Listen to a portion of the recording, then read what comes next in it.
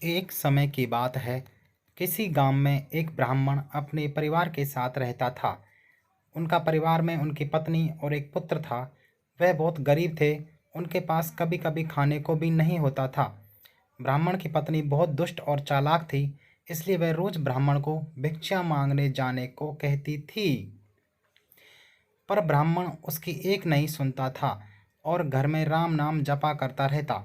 पत्नी के रोज रोज लज्जित करने पर ब्राह्मण एक दिन सुबह सुबह उठा और अपने पोथी पत्रा उठाया और दूसरे गांव में चल दिया। चलते चलते वह घने जंगल में पहुंचा। अंधेरा हो गया। वह बड़ा सा एक पीपल के पेड़ के नीचे बैठ गया और राम नाम जपने लगा। सुबह होने पर जब उठा तो पास के सरोवर पर स्नान करके वह आगे चला गया और दूसरे गांव में पहुंचा। गांव वाले उससे ना तो कोई कथा सुनना चाहते थे और ना ही कोई उसे भिक्षा दे रहे थे। वह ब्राह्मण दुखी होकर घूम फिरकर फिर उसी पीपल के पेड़ के नीचे आकर बैठ गया। वहाँ पीपल का पेड़ बहुत विशाल था। उस पेड़ की जड़ में एक विशाल काला सांप रहता था। उस ब्राह्मण ने सोचा कि मेरी कथा तो कोई नहीं सुनता, यह कथा मैं पीपल के पेड़ को ही सुना देता हूँ, और अपनी कथा सुनाने लगा। कथा पूर्ण होने पर पेड़ के नीचे से एक काला नाग निकला और उस ब्राह्मण को एक स्वर्ण मुद्रा देते हुए बोला, तुम रोज यूं ही आकर मुझे कथा सुनाया करो, मैं रोज तुम्हें स्वर्ण मुद्रा दूंगा। ब्राह्मण ने बात मान ली और ना, यह बात तुम किसी को मत बताना, तुम सब दुखी दूर हो जाओगे, सब दुख दूर हो जाएंगे। ब्राह्मण रोज ऐसा ही करता। सुबह उठकर नहा धोकर अपनी पोथी पत्रा लेके वह पीपल के पेड़ के नीचे पहुंच जाता और वहां बैठकर कथा सुनाता। कथा पूर्ण होने पर नाग सोने की मुद्रा भेंट करता। देखते ही देखते ब्राह्मण धनी हो गया।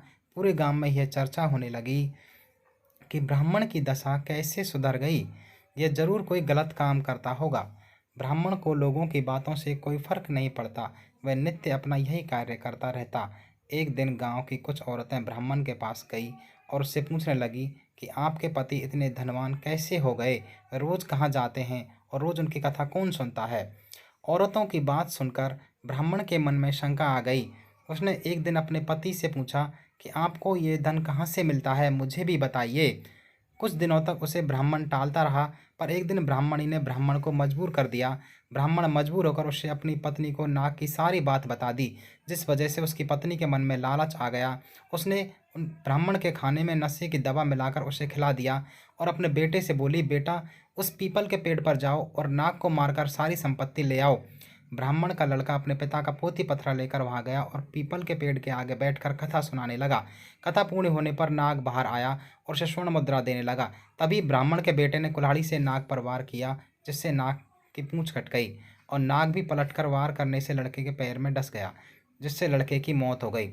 इधर जब ब्राह्मण उठा तो उसने देखा कि उसकी पोथी पत्रा गायब है। वह सब समझ गया कि कुछ गड़बड़ है।